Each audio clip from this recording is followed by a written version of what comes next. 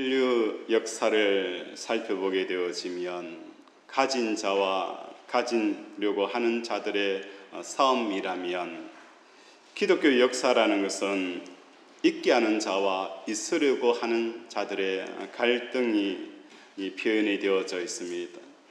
오늘 있게 하는 자와 있으려고 하는 그 자의 갈등을 시편 본문을 통하여서 우리에게 해답을 제시해 줍니다. 본시를 보면 온 우주를 창조하시고 섭리하시는 하나님을 모든 피조물들이 힘을 다하여서 찬양할 것을 촉구하고 있습니다. 천사들이나 사람들이 하나님을 찬양하는 것은 이해가 되어집니다. 그런데 3절에서부터 13절에 보면 모든 피조물들에게 하나님을 찬양하라라고 말씀을 하는 거예요. 해와 달아 그를 찬양하며 밝은 별들아 그를 찬양할지어다. 하늘의 하늘도 그를 찬양하며 하늘 위에 있는 물들도 그를 찬양할지어다. 산들과 모든 산과 과수와 모든 백항목이며 짐승과 모든 가축과 기는 것과 나는 샘이요 여호와의 이름을 찬양할지어다. 이러한 피조물들이 하나님을 찬양하는 데에 사람처럼 입이 있어서 소리를 내어 찬양할 수는 없습니다. 이 말뜻은 입도 없고 말할 줄도 모르는 피조물이지만 해와 달이 밝은 별들을 통하여서 하나님의 찬양의 소리를 우리가 들으라라는 의미로 비춰진다는 것입니다. 그래서 하나님의 찬양이라는 것은 우리가 입술을 열어서 찬양하는 것뿐만 아니라 들을 수 있을 때에 온전한 찬양이 이루어지게 되어집니다. 그래서 시인은 광풍이 불 때에 그 광풍이 지나가는 바람 속에서도 하나님의 찬양을 들을 수 있기를 바라고 그 하나님을 찬양하라라고 말씀을 하는 거예요. 태풍이 올라온다라고 하면 제일 먼저 걱정이 되어지는 게 누굴까요? 농사를 짓는 사람인 거예요. 봄에 씨를 파종하고 여름에 땀을 흘려서 가꾸었던 그 모든 작물들이 태풍 때문에 한순간에 쓰러지고 날아가 버리고 나무가 부서지고 열매가 떨어져 버리기 때문에 그 태풍을 보게 되어지면 두려움이 마음속에 스며듭니다. 그런데 시인은 그 태풍 속에서도 무엇을 하라는 거예요? 하나님의 찬양을 하라라고 말씀을 하고 있는 것을 보게 되어집니다. 어떻게 이러한 찬양하기와 찬양 듣기가 가능할까요? 5절 우리 함께 읽도록 하겠습니다. 5절 시작.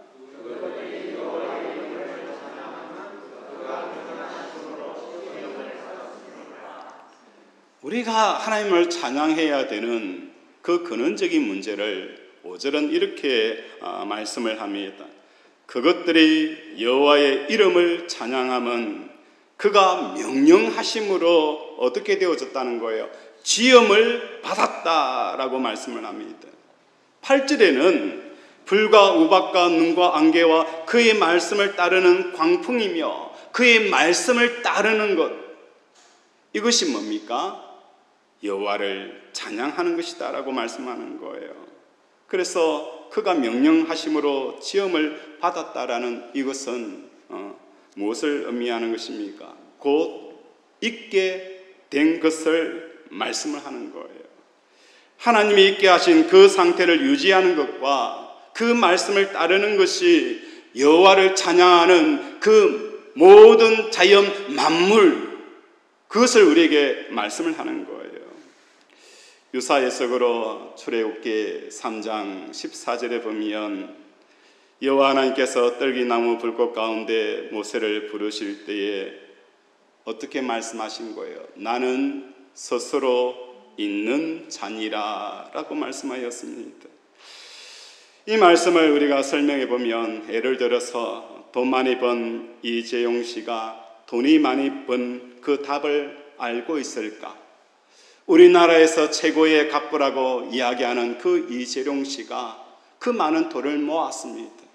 그분에게 찾아가서 이렇게 많은 돈을 벌 수 있는 그 답을 알고 있습니까? 라고 물어보면 이들이 답을 알지도 못하고 또한 대답을 할 수도 없다는 것입니다. 그들도 자기가 하는 일이 왜 잘 되는지, 왜 안 되는지를 모르고 있다는 것입니다. 그냥 하다 보니까 되어서 되고 안 되어서 안 되는 것뿐이라는 것입니다. 이 모든 것이 스스로 있게 하는 자이신 하나님께서 그렇게 하신기 때문에 된 것이고, 거기서부터 그들의 삶을 출발하지 않으니 되어도 되는 게 아니라는 것입니다.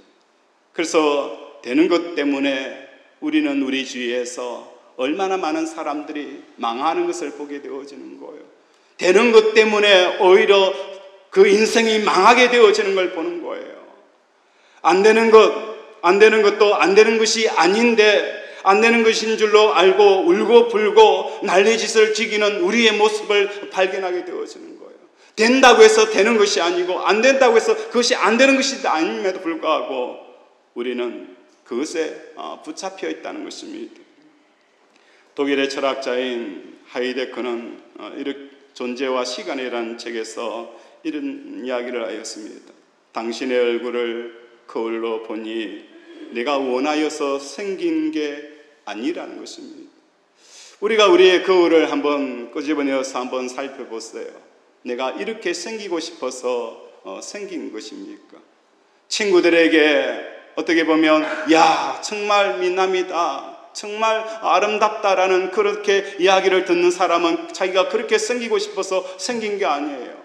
친구들에게 왕따를 당하여서 니도 그것이 얼굴이냐라고 이야기할 정도로 이것은 내가 원하여서 생긴 얼굴이 아니라는 것입니다. 내가 언제 이 세상에 태어나고 싶었던 적이 있습니까? 그냥 대한민국이라는 곳에 툭 던져져 버렸습니다. 대한민국을 태어나면서 내가 원하는 적도 없었습니다.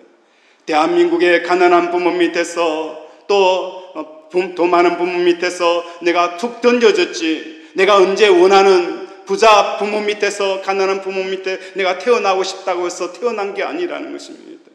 나는 예서 본 적도 계획해 본 적도 없었는데 그런데 내가 있다는 거예요. 그래서 이것을 하이데크는 피투성이다, 다시 말해서 던져진 존재다라고 표현을 하고 있는 거예요. 우리는 이 세상에 던져진 존재입니다. 내가 있고 싶어서 있는 그런 존재가 아니에요. 우리는 이 세상에서 던져진 존재라는 거예요. 내가 이 모양으로 또 내가 이런 상황 가운데서 내가 있고 싶어서 있어진 것이 아니라 그냥 던져진 그런 존재라는 거예요. 하나님을 모르는 철학자 하이데크는 이렇게 표현하였지만 우리는 이 부분을 어떻게 이야기할 수 있습니까? 이 세상의 삼라만사능은 내 머리부터 발끝까지 산과 바다와 모든 피조물과 미생물까지도 스스로 있는 하나님께서 어떻게 해요? 있게 하신 것입니다. 내 인생의 문제라도 하나님께서 있게 하신 것이고 또 어떻게 보면 그것을 허락하신 것이 바로 하나님께서 하나님의 주체성을 우리 삶 가운데 드러내시고 우리는 그냥 비투성의 존재라는 것입니다. 모세는 이스라엘 백성이 종된 삶을 바라보면서 마음이 아팠습니다. 우리의 동족이 왜 애굽 사람들에게 노예로 살아야 되느냐? 그는 이 노예의 삶을 벗어나기 위해서 애굽의 사람을 쳐서 죽입니다. 왕자가 되어서 이스라엘 백성들을 구원하겠다라고 하였습니다. 그런데 모세가 잊어버린 것은 무엇이었습니까? 하나님께서 이스라엘 백성의 종된 삶을 살아가는 것도 하나님께서 있게 하신 것입니다. 있게 하신 것을 모세는 어떻게 하든지 내 백성 이스라엘 백성들을 노예에서 건져내겠다, 그렇게 힘을 쓰고 노력을 하는 것이 결국은 자기가 광야에 쫓기는 삶을 살아가는 거예요. 하나님께서 때가 되어주셔서 이스라엘 백성들을 출애굽게 하겠다, 하나님께서 이스라엘 백성들을 출애굽게 하겠다라고 했을 때 모세는 하나님 앞에, 하나님, 내가 바로 앞에서 무엇을 할 수가 있겠습니까? 나는 입이 둔하여서 이들을 건져낼 수가 없습니다. 아무것도 할 수 없습니다. 저 애굽의 군대를 보십시오. 어떻게 이스라엘 백성이 출애굽할 수 있습니까? 그런데 하나님께서 이스라엘 백성을 출애굽케 하겠다 라고 말씀하시니까 입이 둔하였던 모세도 그 막강한 애국 군대도 아무 힘을 쓸 수 없고 이스라엘 백성이 출애굽게 되어지는 그 있는 존재로 서게 되어지는 걸 우리에게 말씀을 하고 있는 것입니다. 스스로 있는 자이신 하나님을 모세가 만나고 나서는 그의 삶이 완전히 바뀌었습니다. 모세의 삶의 모습이 어땠는지 광야 이스라엘 백성들이 이끌 때에 구름 기둥이 인도할 때에 구름이 어떻게 해요? 인도하면 그곳을 떠나고 또 구름이 떠오르지 않으면 그곳에서 멈췄다는 것입니다. 모세가 하나님께서 서라고 하면 서고 가라고 하면 가는 삶을 살게 되어졌다는 것입니다. 모세 자신은 스스로 있는 자이신 하나님을 만난 뒤에 철두철미하게 하나님에 의해서 서 있게 있는 존재의 삶을 살았다는 거예요. 집에 가면 음악을 듣는 시스템이 홈 오디오라고 표현을 합니다. 홈 오디오를 들을 때에 우리가 앰프가 있어요. 앰프가 있는데 이 앰프가 좋은 것이 있고 좀 질이 떨어지는 앰프가 있어요. 좋은 앰프라는 것은 어떤 앰프가 좋은 앰프냐? 커다란 스피커, 울리기 힘든 스피커도 밀어내는 구동력이 강한 앰프가 좋은 앰프입니다.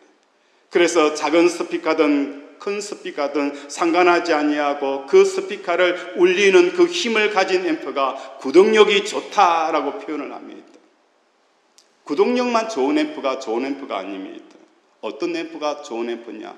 구동력뿐만 아니라 제어력이 있는 앰프라는 거예요. 어떤 소리가 쾅 하고 울리면 스피커 콘지가 달달달 떨면서 앞뒤로 막 움직입니다. 그때 구동력 좋은 앰프는 음이 끊겼을 때에 그 스피커를 꽉 잡아주는 거예요. 꽉 잡아줘서 음이 흘러가는 것을 제어하게 되어지는 거예요. 쾅 울리고 나서 음이 제어되어지는 상태에서 그 공간 속에 비어있는 그 음을 듣게 되어지면 사람은 감동하게 되어지고 전율을 느끼게 되어지는 거예요. 구동력 좋은 앰프, 제어력이 좋은 앰프. 다시 말해서 오늘 우리의 우리 믿음의 사람은 어떤 삶을 살아가야 되는 거예요. 어떤 순간에서도 하나님이 서라고 하면 그곳에 서 있는 모습을 바라보면서 세상 사람들은 경이로움을 느끼게 되어지는 거예요. 사업이 망하여서 모든 사람들이 무너져 내릴 때에도 그 사업의 망한 가운데서 하나님의 소리를, 하나님의 역사함을 듣게 되어지면 우리의 마음이 그곳에서 멈추게 되어지는 거예요. 멈춰있는 그 마음을 보며 사람들이 놀라는 거예요. 우리의 대적들이 놀라게 되어지는 거예요. 분명히 저 상황 가운데서는 질질 짜고 울며 뭔가 붕붕거리면서 그 여운의 소리, 하나님이 원하지 않는 그 음악의 노래들이 흘러나오는 걸 보면서 그럼 그렇지라고 반응할 때에 그것이 일절 없이 제어가 탁 되어지는 삶, 이게 뭡니까? 사람들이 전율을 느끼게 되어지는 거예요. 오늘 저와 여러분의 삶 가운데, 우리의 삶의 현장 가운데 하나님을 발견하게 되어지면, 하나님이 멈추라고 하면 그곳에 멈출 수 있는 것은 무엇입니까? 그곳에 하나님을 만나게 되어지고 하나님께서 명하시고 있게 하신 것이라는 것을 우리가 고백할 때에 멈추게 되어지는 거예요. 그러나 인간은 스스로 있는 자이신 하나님께서 하나님에 의해 있게 되어진 삶이 아니라 스스로 무엇을 하게 하는 거예요? 스스로 있게 하는 삶을 선택하게 되어진다는 거예요. 하나님이 있게 하는 삶을 사는 게 아니라 스스로 있게 하는, 무엇인가 있게 하는 그 삶을 살려고 몸부림치며 살아가는 것입니다. 하나님께서 있게 하시는 것이 있음에도 불구하고 하나님의 생각을 무시한 채 스스로 좋게 여기는 것들을 있게 하려는 삶을 추구하며 살아갑니다. 이것을 성경은 가시채로 뒷걸음질은 하는 삶이고 우리가 고생하고 고통하게 되어지는 이유다라고 말씀을 하는 거예요. 사도행전 26장 14절에 보면 우리가 다 땅에 엎드러지며 네가 소리를 들으니 히브리 말로 이르되 사울아 사울아 내가 어찌하여 나를 박해하느냐 가시채를 뒷발질하기가 내게 고생이니라 라고 말씀하였습니다. 가시채를 뒷발질한다는 것이 내게 고생이다 라는 이 말씀은 예수님 당시에 헬라와 로마 사람들에게 널리 알려져 있는 하나의 속담이었습니다. 여기서 가시채라는 것은 나무 막대기 끝부분에 쇠조각이나 가시나 뼈조각을 박아서 놓아둡니다. 이 가시채는 소나 말이나 노새나 낙타와 같은 짐승들이 주인의 말을 듣지 않을 때 사용하게 되어지는 거예요. 주인이 이리야 라고 채찍을 합니다. 그러면 말이 뭡니까? 나 지금 기분 나빠서 어디 움직일 때가 아니야. 왜 자꾸 가자고 하느냐? 그렇게 하면서 화가 나서 어떻게 해요? 뒷발질을 탁 하게 되어지는 거예요. 뒷발질을 하게 되어지면 그 뒤에 있는 가시채를 자기의 발이 탁 닿아서 아야! 라고 하게 되어지는 그 상황, 이 상황을 표현하고 있는 거예요. 그래서 가시채를 뒷발질하게 되어지면 그 뒷발질하는 그 짐승이 몸에 생채기가 나며 고통과 괴로움을 자처하는 형국이 바로 이 속담이라는 것입니다. 우리가 그동안 살아온 삶의 방식을 보면 이와 다르지 않습니다. 나는 몸이 태어나면서 세상에 있게 되어졌습니다. 내가 있고 싶어서 내가 가난한 부모 밑에서 자라고 싶다고 해서 그렇게 된 것도 아니고 내가 부자 부모 밑에서 자라고 싶다고 해서 그렇게 되어진 것도 아니고 그냥 하나님께서 나를 그 자리에 있게 하셨습니다. 몸뿐만 아니라 우리의 가족도 마찬가지예요. 왜 이런 가족? 콩가루 집안에 나를 태어나게 했느냐? 아버지는 아버지냐? 어머니는 엄마냐? 부모는 자식이냐라고 그렇게 이야기를 하는 그 가정, 내가 원해서 된 것이 아니지 않습니까? 우리나라도 마찬가지입니다. 나를 보면서 이게 무슨 나라냐라고 많은 사람들이 그리로 내몰게 되어지는 이게 무슨 나라냐라고 해서 우리가 이 나라를 우리가 마음대로 선택한 것도 아니라는 거예요. 그래서 우리는 어떻게 해요? 이걸 완전히 뒤집는 그 방향의 삶을 살아갑니다. 있게 하는 그대로 삶을 사는 게 아니라 이제 무엇인가 이러한 삶 가운데 있으려고 하는 삶을 추구하며 살아가게 되어진다는 거예요. 있게 된 것에서 있게 하려는 삶을 살아가고자 할 때에 거기서부터 우리는 삶의 고통이 찾아오고 아픔이 찾아오게 되어지는 것입니다. 고생하는 이유, 좋다고 여기는 그 상황을 잊게 하려고 우리는 발버둥을 칩니다. 잠을 자지 않습니다. 열심히 달려갑니다. 싫다고 여기는 상황을 얻게 하기 위해서 우리는 열심히 그 상황을 제거하기 위해서 달려갑니다. 이것이 하나님 보시기에는 무엇과 같은 거예요? 짐승이 뒷발질하여서 가시채로 고통하고 있는 것과 같다라고 우리에게 말씀을 하는 것입니다. 하나님께서는 우리에게 말씀합니다. 하나님을 믿는다는 게 뭐냐? 스스로 있는 자이신 하나님을 믿는 사람이라면 없는 것을 있게 하고자 할 필요도 없고 이미 있는 것을 없애고자 하고 할 필요도 없다는 것입니다. 못된 배우사 만나서 사는 것이 고생이 아닙니다. 무엇이 고생입니까? 오늘도 십자가를 잃어버리고 인생에서 무엇인가 잊고자 하는 그 갈망과 갈증이 우리의 가정을 불행하게 하고 우리의 자녀를 불행하게 하고 나를 고통 속에 빠뜨린다는 것을 깨닫는 저와 여러분이 되어지기를 원합니다. 힌두교 한 스승이 제자에게 물었습니다.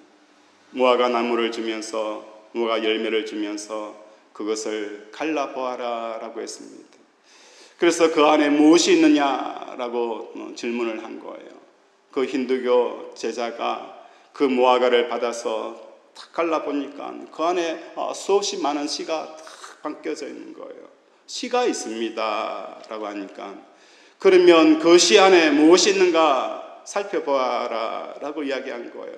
그래서 그 날카로운 칼로 그 작은 무화과 씨를 탁 쪼개보니까 그 씨 안에는 뭐예요? 아무것도 없는 거예요. 그래서 스승에게 아무것도 보이지 않습니다 라고 이야기를 하는 거예요. 그러니까 힌두교 그 스승이 그래, 삼이라는 것은 이렇다라고 제자에게 이야기를 한 거예요. 이 사람들은 하나님을 모르는 거예요.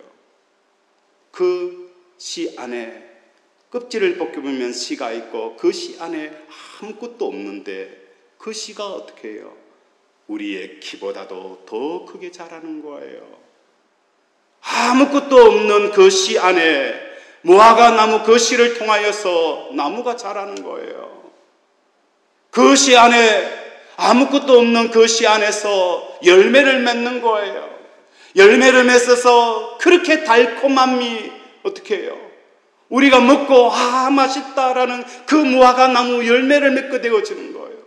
아무것도 없는 데서 어떻게 그렇게 아름답고 맛있는 열매를 맺을 수 있을까요? 무엇인 거예요? 하나님이 무화과에게 있으라, 무화과 나무의 존재에 있게 하셨습니다. 그래서 씨 안에는 아무것도 없지만 그 아무것도 없는 씨 속에서 하나님께서 그 거대한 무화과 나무가 자라게 되어지고 그 아름다운 달콤한 열매가 맺혀지는 역사가 일어나게 되어진다는 것입니다. 그래서 저는 농사를 지으면서 재배를 한다는 그 의미가 참 무의미하다는 걸 느껴요. 여러분, 가을이 되어져서 밤을 주어서 삶아 먹어본 적이 있습니까? 산에 가서 밤을 주어서 탁 삶아서 탁 쪼개서 먹는데 얼마나 밤이 맛있는지. 그 밤에게 농약 한번 쳐본 적 없습니다. 비료 본 적 없습니다. 풀 뽑아준 적 없습니다. 내가 열심히 비료주고 농약치고 힘들어서 재배한 그것보다도 하나님께서 재배하시는 그 있게 하시는 그 열매 속에서 나오는 아름다운 그 열매들,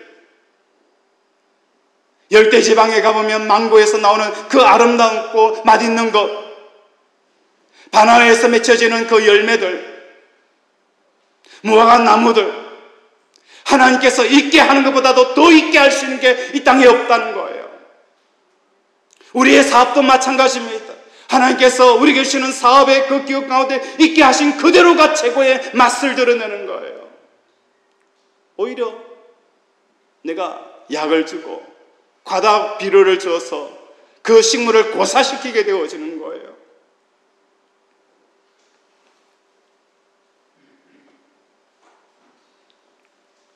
우리 주님께서도 백합화 하나에서도 무엇을 보신 거예요? 저 백합화를 보라. 솔로몬의 그 영광에 입은 옷보다도 더 귀하지 아니하냐. 그 백합화 한 송이, 우리가 그렇게 원하였던 솔로몬의 왕의 자리에서 누리고자 하는 그 화려함보다도 더 아름다운 것이 뭡니까? 백합화라는 거예요. 우리 예수님께서 솔로몬의 영광보다도 그 백합화가 더 아름다운 것은 무엇을 본 거예요? 그 백합화 속에 하나님의 손길과 하나님이 있는 그 존재, 하나님의 그 명령과 주체성을 그대로 품고 있는 그 백합화 속에 하나님께서 아름다움을 보셨다는 거예요. 공중에 나는 새를 보라. 곡간도 없고 저축하는 것도 없지만은 또 하나님께서 그 시기와 절기를 따라서 먹이고 입히시고 그것에 반응하고 있는 저 참새들을 보라. 그 아름다움을 우리 주님께서 말씀을 하셨다는 것입니다. 사업이 망하더라도 나쁘다는 판단을 우리는 할 수 없습니다. 왜냐하면 하나님께서 내 사업에 망한 것을 잊게 하신 그 분입니다. 이 땅에 어떤 것도 하나님의 허락 없이, 참새 한 마리도 땅에 떨어지는 것은 하나님의 허락 없이 되어지지 않기 때문에 이 상황도 하나님이 있게 하신 것입니다.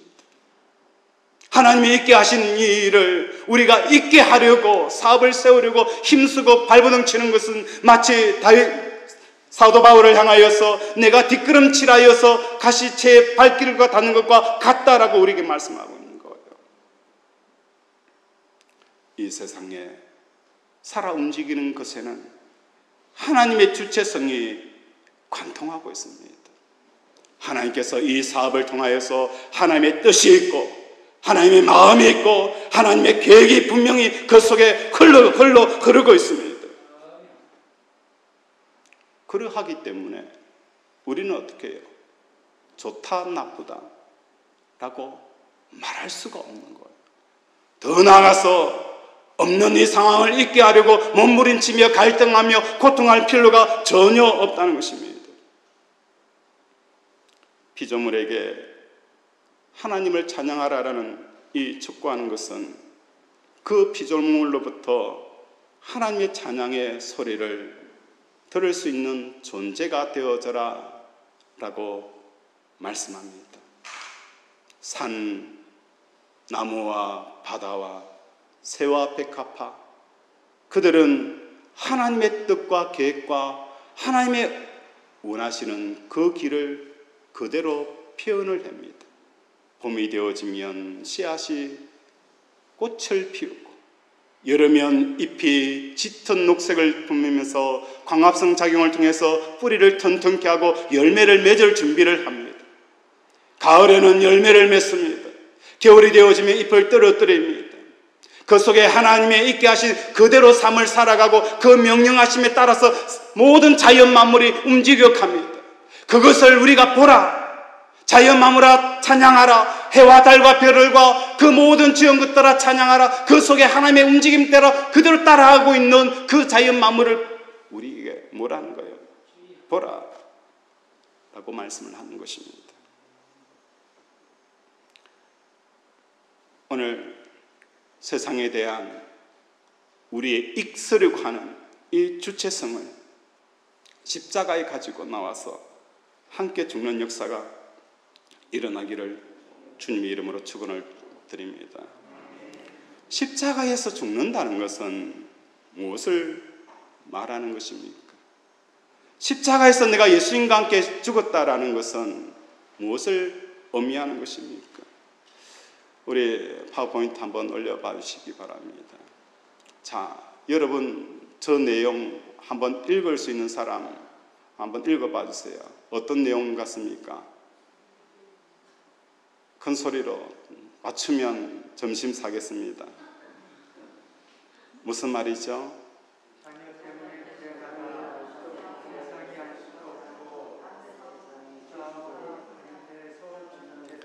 예, 그만합시다.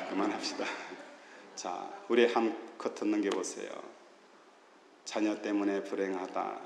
그 다음에 남편 때문에 못 살겠다. 그 다음에 사업이 안 돼서 죽겠다. 이 언어가 사라지면 어떤 언어가 되어지는 거예요? 세상이 알 수도 없고 세상이 줄 수도 없는 평안을 너희에게 주노라. 예수님과 함께 십자가에 죽는다는 것은 우리의 고통의 언어가 있습니다. 우리의 감정의 언어들이 있어요. 이 모든 언어들이 섞여져 있으면 하나님의 언어가 보이지 않는 거예요. 우리가 인생을 어디로 가야 되는지 그 길이 보이지 않아요. 하나님 왜 내 인생을 인도하지 않습니까? 내 길이 왜 이렇게 캄캄합니까? 라고 많은 사람들이 이야기를 합니다. 하나님은 오늘도 우리에게 말씀하신 하나님이십니다. 명확하게 우리가 가야 할 길, 우리의 생각과 우리의 마음과 우리가 어떤 길을 가야 되는지 명확하게 말씀하셨습니다. 그런데 그것이 보이지 않는 것은 우리의 언어가 너무 난무하게 섞여져 있다는 거예요. 다시 말해서 십자가에 죽는다는 것은 우리 삶이 뭐가 되어져야 되는 거예요? 백제화가 되어지면 뚜렷하게 하나님의 말씀이 보이는 거예요. 우리의 삶이 명확하게 하나님 말씀이 뚜렷하게 보이게 되어지는 거예요. 오늘도 우리의 고통의 언어들이 난무하고 우리의 여러 가지 환경과 여건의 그 언어들이 난무하기 때문에 하나님이 우리에게 하시는 그 뚜렷한 말씀이 우리는 보이지 않는 거예요. 십자가에 죽는다는 것은 이 모든 나의 언어들이 죽게 되어지고 나의 주체성이 죽게 되어지면 하나님의 주체성이 뚜렷하게 내 사업과 내 인생과 내 가정과 내 자녀를 이끄시게 되어진다는 거예요.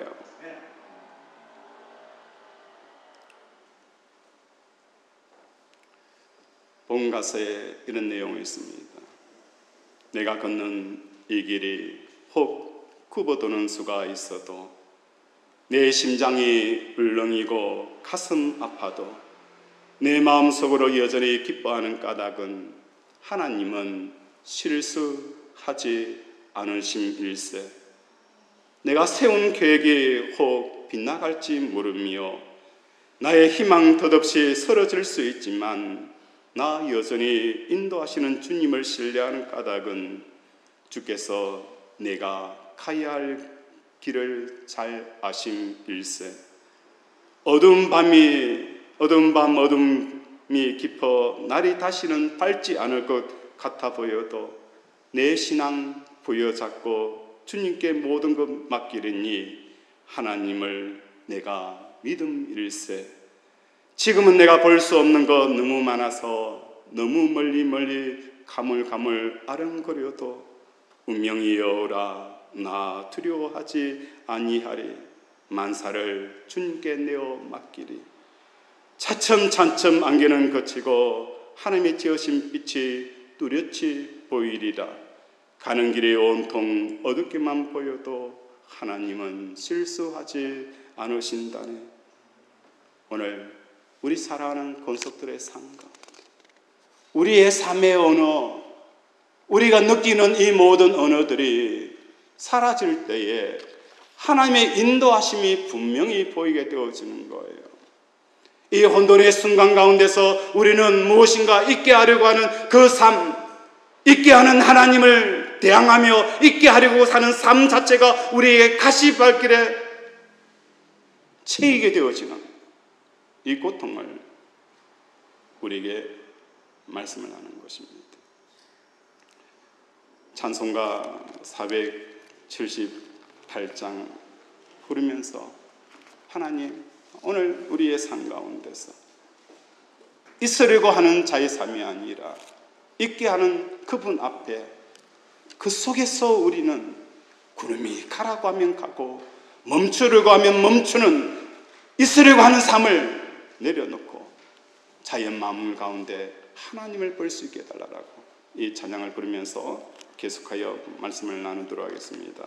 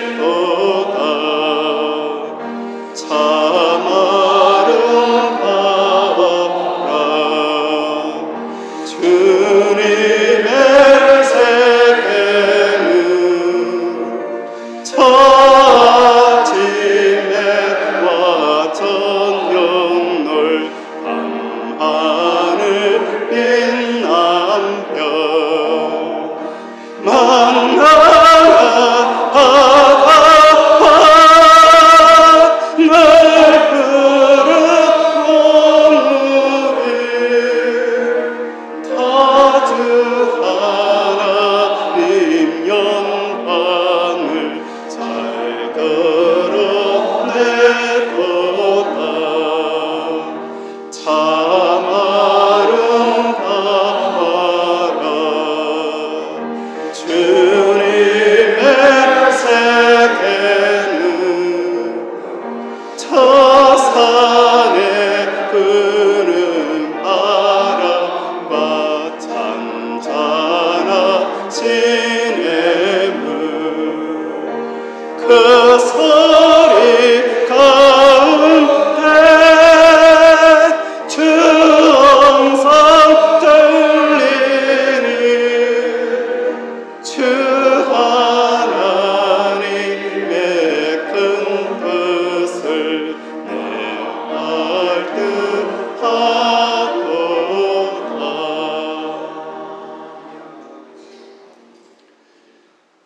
집에 고양이 한 마리가 있어요. 길고양이가 우리 교회에 새끼 3마리를 낳았는데 2마리는 데려가고 1마리는 그냥 버려 두었어요. 보통 짐승들이 장애가 생기면 아이를 버리고 가는 경우가 있더라고요. 그래서 며칠 동안 어미 옆에 둬도 엄마가 새끼 2마리는 데리고 왔는데 이 1마리는 놔두는 거예요. 그래서 이 새끼를 우유를 주고 밥을 사 먹여서 사택에서 키우고 있어요. 그런데 이 고양이가 오늘은 화장실에 계속 들어오는 거였어요. 그래서 사모가 몇 번 어르렁거리고 위협을 했는데도 불구하고 계속 화장실 안에 들어오는 거예요. 그래서 사모가 네이버를 검색해 보니까 고양이가 화장실에 들어오는 것은 주인을 지켜주려고 들어온다라고 그렇게 이야기를 하는 거예요. 그 이야기를 듣는 너무 이 주먹만한 이 고양이 새끼가 지가 하면 뭘 주인을 지키겠어요? 지가 무슨 주인을 지키겠다고 그 화장실에 들어옵니까? 근데 그걸 듣는 순간 마음이 감동이 되어지는 거예요. 야, 태어난 지 한 달도 되어지지 않는 이 고양이가 자기 밥 주는 주인이라고 지켜주겠다고 화장실에 들어와서 아웅아웅 거리는 거 보면서 감동이 되어지는 거예요. 오늘 만왕의 하나님께서 우리에게 있게 하신 그 자리에 머물러 서 있는 그 한 사람, 바람이 불어도 흔들리지 아니하고 사업의 위험이 찾아오고 몸에 질병이 생기더라도 하나님께서 있게 하신 그 자리를 끝까지 고수하는 그 한 사람, 하나님께서 얼마나 감동이 들어질까요? 많은 사람들은 아쉬움과 부족과 결핍을 느끼기 때문에 하나님이 있게 하신 그 자리를 넘어서서 더 있으려고 하는 자리를 향하여 달려갑니다. 그 순간에서도 구름이 멈추는 곳에 멈추고 구름이 가라고 하는 곳에 가는 그 한 사람을 하나님이 얼마나 기뻐하실까요? 그 사람이 저와 여러분 되어지기를 원합니다. 있게 하는 자와 있으려고 하는 자의 이 갈등 속에 하나님께서 말씀합니다. 친구야, 여호와를 찬양하라. 너의 삶 가운데, 너의 목회 가운데, 너의 인생 가운데 이 모든 것을 있게 하신 그 범위 안에서 하나님의 주체성과 하나님의 뜻과 하나님의 계획을 내가 발견하고 내 영혼아 여호와를 찬양하라. 오늘 우리 최완석 집사님을 향하여서도, 이성규 집사님을 향하여서도, 우리 조경인 집사님을 향하여서도 내 영혼아 여호와를 찬양하라. 있으려고 하는 것이 아니라 있게 된 삶을 추구하라라고 말씀하십니다. 그런 삶을 살아가는 저와 여러분이 되어지기를 주님의 이름으로 축원을 드립니다. 말씀을 생각하면서 함께 기도합니다. 하나님, 오늘도 있게 하는 그분의 삶 가운데 우리가 머물기를 원합니다. 이때까지 우리의 삶은 있으려고 하는, 있게 하는 것을 넘어서서 있으려고 하는 이 삶이 사울처럼 가시채를 뒷발질하는 이 삶이었습니다. 내가 왜 이렇게 고통스러운지, 내가 왜 이렇게 힘든지 그 이유를 알았습니다. 하나님, 나에게 분명히 말씀하셔서 나의 삶을 인도하시고 밝히 보이게 하여 주십시오. 그러기 위해서 나는 오늘도 십자가에서 나의 언어들을 백지화시킵니다.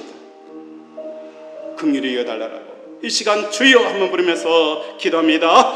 주여, 아버지, 아버지 불쌍히 여겨 주시옵소서. 아버지 우리를 긍휼히 여겨 주시옵소서. 아버지 끊임없는 우리의 삶은 사울처럼 아버지의 가시채를 뒷발질하는 그 고통의 삶이 주어졌습니다.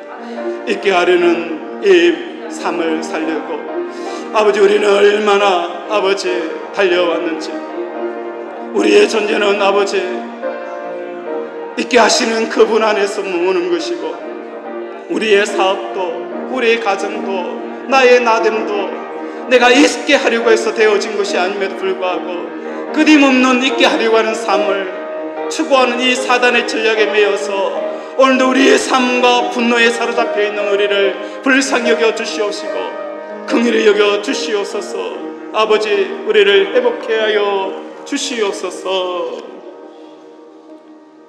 하나님 아버지, 말씀으로 우리를 치료하신 하나님, 이 시간 믿음으로 우리의 아픈 곳에 손을 얹습니다. 그가 찔림은 우리의 허물 때문이요, 그가 상함은 우리의 죄악 때문이라. 그가 징계를 받음으로 우리는 평화를 누리고, 그가 채찍에 맞음으로 우리는 나음을 받았도다. 나의 영혼이 죄에 사함받은 것처럼 나의 육신의 모든 허물과 죄도 사함받았음을 예수 그리스도의 이름으로 선포하노라. 예수 그리스도의 이름으로 명한다. 허리 디스크, 피부병, 관절염, 이명정상, 내부종, 우울증, 조울증, 혈관병, 갱년기 부인병, 불면증, 불안증, 각종 암은 예수 그리스도의 이름으로 명하노니 깨끗하게 치유될지어다. 하나님, 다리를 고쳐주시옵소서, 발을 고쳐주시옵소서, 피부병을 고쳐주시옵소서, 암덩어리가 녹아내리게 하여 주시옵소서, 신경질환에 치유되게 하여 주시옵소서, 오장육부를 만져주시옵소서. 오늘 우리를